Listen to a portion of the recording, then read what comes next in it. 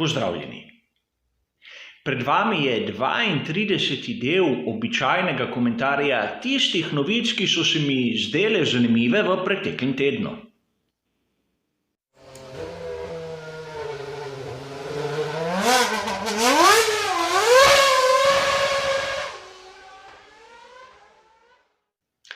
V tokratnem tedenskem komentarju se bomo ukvarjali več ali manj z tehničnimi temami. Take so bile novice in vse, verjemite mi, so izjemno zanimive, čeprav na prvi pogled zgleda, da ne. Ukvarjali se bomo s tistim, kar so objavili tisti zanesljivi viri, kateri poročajo o svetu Formule 1, in tudi o zanesljivosti bo govora v nadaljevanju. Kot običajno, če koga zanima, kaj je pisalo v originalu, dobi vse bližnjice kot ponavadi v opisu. In tudi ta del je izjemno pomemben, kot bomo videli v drugem sklopu. A pojdimo raje po vrsti in se lotimo tiste zanimive izjave Sebastiana Vettela, o kateri bom govoril v prvem sklopu.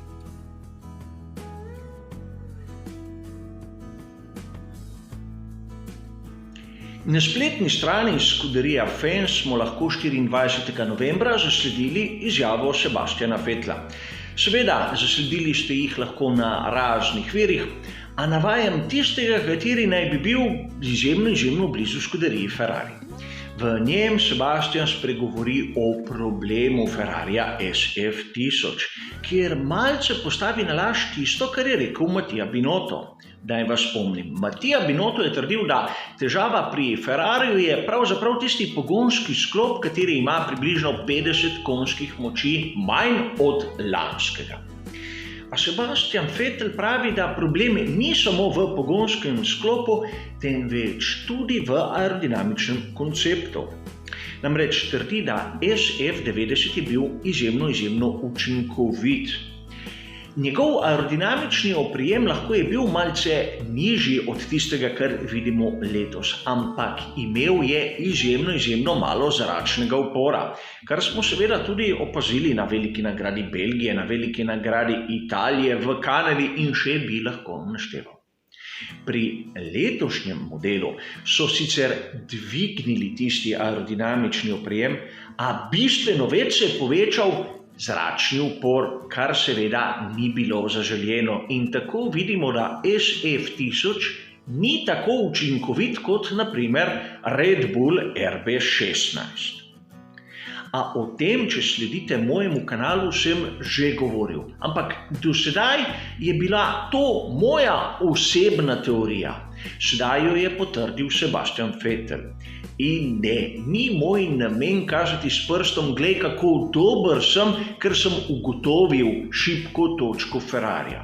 Hotel bi samo poudariti, da tudi mi, navdušenci, kolikor se malce potrudimo, lahko razumemo marsikaj v svetu Formule 1. Mnogi viri nam prodajajo zgodbe, katere so enostavne, po večini primerov prepisane iz drugih virov, in mnogokrat slišimo tisti izgovor, da pač ne moremo dognati kaj več, ker nismo tam prisotni.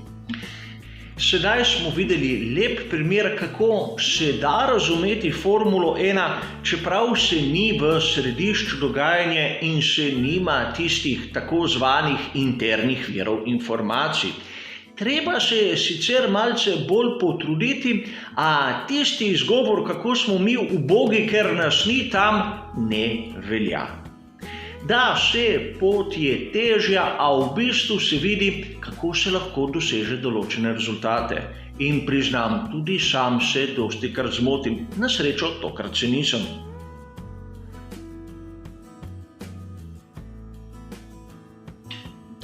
V našem drugem sklopu se bomo ustavili pri izjavi Lewisa Hamiltona, katero sem zasledil 23.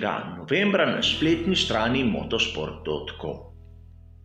A preden se spustimo v podrobnosti tiste izjave, se bomo za trenutek ustavili pri manjši zadevi.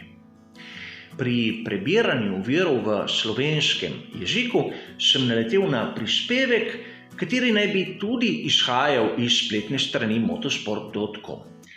V njemu razlagajo, kako naj bi Mercedes že nadoknadil tisto izgubo oprijema, katera bo posledica novih pravil, katere stopijo v veljavo v sezoni 2021. Pogledal sem spletno stran motorsport.com tja do velike nagrade Turčije in te novice nisem zasledil. Ni važno, mogoče sem jo spregledal, a hočem poudariti, da sam govorim o neki drugi zadevi. In kot sem povedal na začetku, prav zato rad navajam vir, katerega citiram v svojem prispevku. No, vrnimo se k Lewisu Hamiltonu. Ta je povedal, da Mercedes nima več težav z rotacijo. In kot rotacijo je hotel poudariti tisto spremembo smeri, katera je potrebna, da jo bolid opravi, ko vozi skozi ovinek. Zakaj je imel Mercedes težave z rotacijo? Ker je njegova medosna razdalja ena izmed najdaljših, če ne najdaljša v cirkusu Formule 1. Seveda, mnogi se spomnite, da pri kategorizaciji koncepta bolidov smo mnogokrat uporabljali naprimer medosno razdaljo, rake in še marsikaj drugega. Medosna razdalja kot taka ima prednosti in ima slabosti. In da bomo bolje razumeli, zakaj bolid z dolgo medosno razdaljo ima take težave pri vožnji skozi ovinek, si bomo kot običajno pomagali z maketo. Le da tokrat ne bo Mercedes, temveč Ferrari iz enega samcatega razloga. Gre za starejšo maketo Buraga, katera je bolj igrača kot maketa in je izjemno robustna. Ker bom hotel nekaj nakazati, mislim, da je potrebno uporabiti nekaj bolj konkretnega, da ne bo prišlo po nepotrebnem do kakih poškodb. Kot lepo vidite, gre za Ferrari 642, katerega je imel možnost voziti Jean Alesi v sezoni 91. A pustimo sedaj to. Govorimo o tistih principih in barva samega bolida ni toliko važna.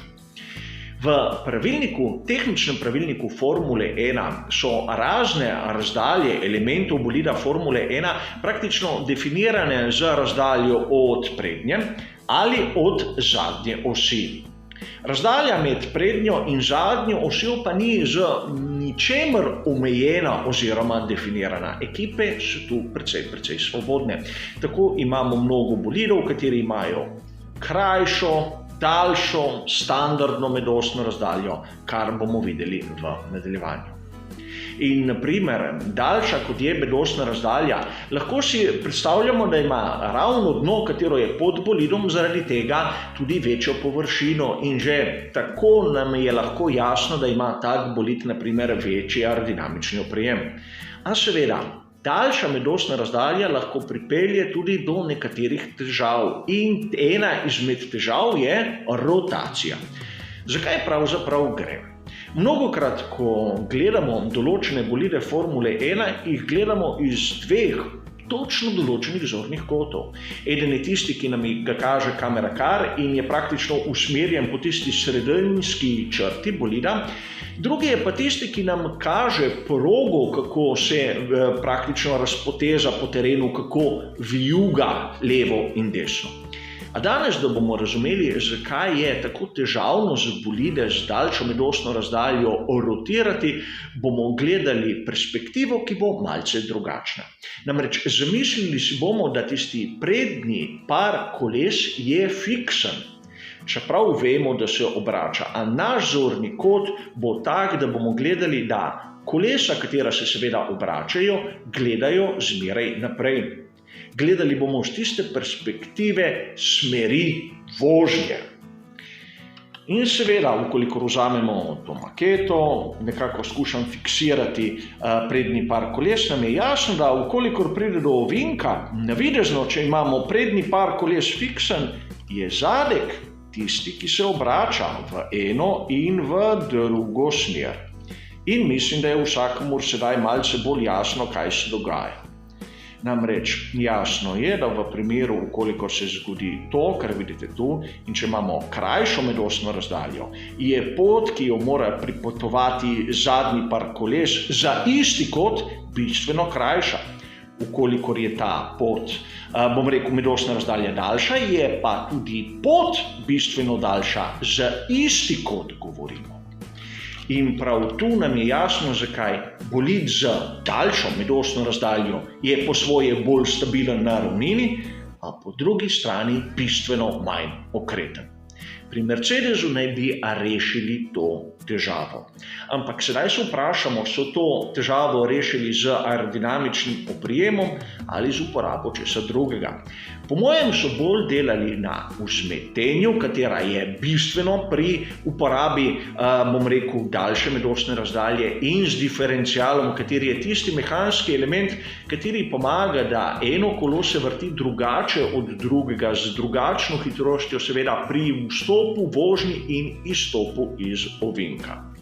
Da bi govorili o uporabi kakšne spremembe na difuzorju, moramo biti izjemno previdni, kajti vprašati se moramo naslednje: koliko ovinkov v celotnem spektru Formule 1 je hitrejših od 160 km/h. Namreč zavedati se moramo dejstva, da aerodinamika deluje na polno tam od 160 km približno navzgor, začne delovati pa tam okrog 120 km/h. To se pravi, tisti počasnejši ovinki sploh nimajo takega vpliva aerodinamičnega oprijema.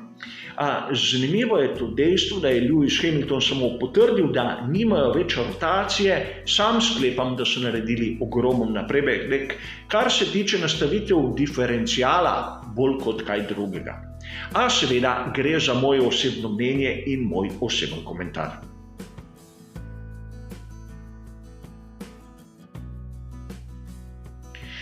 V našem tretjem sklopu se bomo pa ustavili pri izjavi Estebana Ocona. To sem zasledil na spletni strani Race Fans 24. novembra. Ocon je povedal, da sedaj na zadnjih 3 dirkah, kjer lahko pričakujemo toplejše vreme, bo prišel Renault RS20 bolj do izraza. Sedaj se lahko vprašamo, kje je tista šibka točka Renaulta RS20. Mogoče ni sposoben tako ogreti pnevmatik kot nekateri v ostali konkurenci. Namreč videli smo jih na primer v Turčiji, kjer smo videli nizke temperature, ampak tudi trše pnevmatike, da jim res ni šlo tako dobro kot na nekaterih drugih dirkah.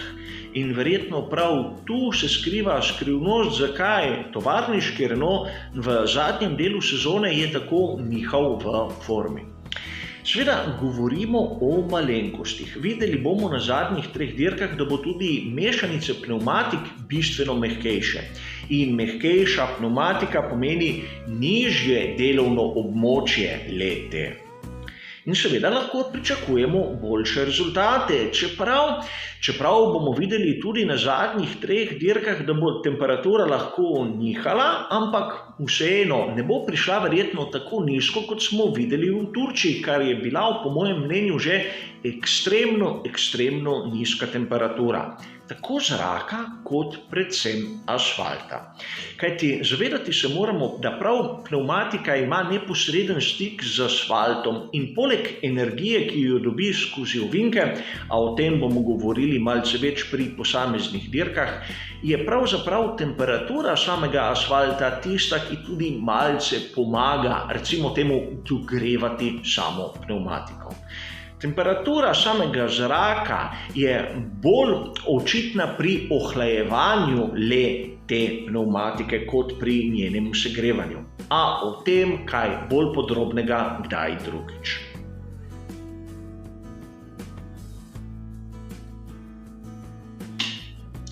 V našem zadnjem sklopu se bomo pa zopet ustavili pri Leu Turiniju.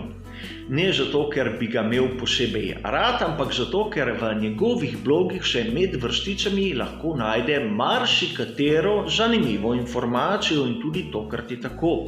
Vkolikor prebiramo njegov blog z dne 24. novembra, bomo zasledili zapis, kjer trdi, da ima ogromno prijateljev in eden izmed njegovih prijateljev naj bi govoril z Totom Wolffom. Seveda ta prijatelj ostaja neimenovan, da smo si na jasnem. In v tem zaupnem ali niti toliko nezaupnem pogovoru s Totom Wolffom, naj mu bi ta zatrdil, da sedaj pri tovarniški ekipi Mercedesa se samo 30% inženirjev ukvarja z bolidom sezone 2021, kar 70% pa za bolidom sezone 2022. Kar je nekako logično, namreč Mercedes je še zmeraj v tehnični prednosti in njihov bolid ne potrebuje tako agresivnega razvoja, da bi koga dohitel ali prehitel, namreč oni so tisti spredaj.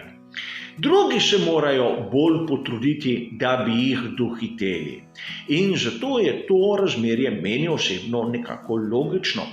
A spominja me na nekaj drugega. Če se spomnite, pred začetkom te čudne sezone smo govorili, da pri Ferrariju nameravajo narediti nekaj takšnega.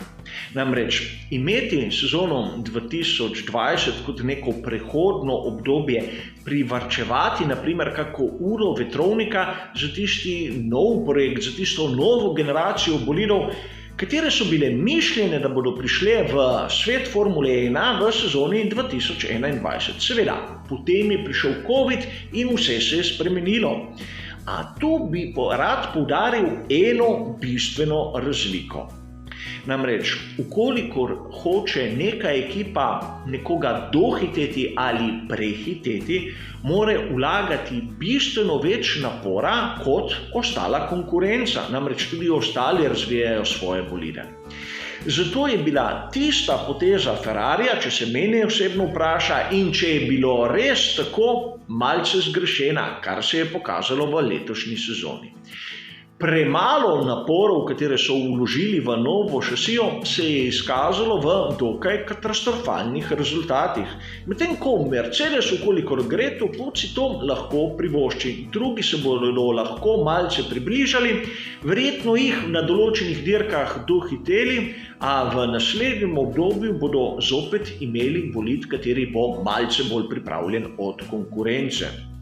Seveda, gre za zapis Lea Turinija, kateri je lahko plod pravih informacij, kakor fantazije, a kaže nam način mišljenja, kateri je prisoten v Formuli 1, čeprav nekateri ne razumejo, po mojem osebnem mnenju, preveč zakaj gre in kako delovati.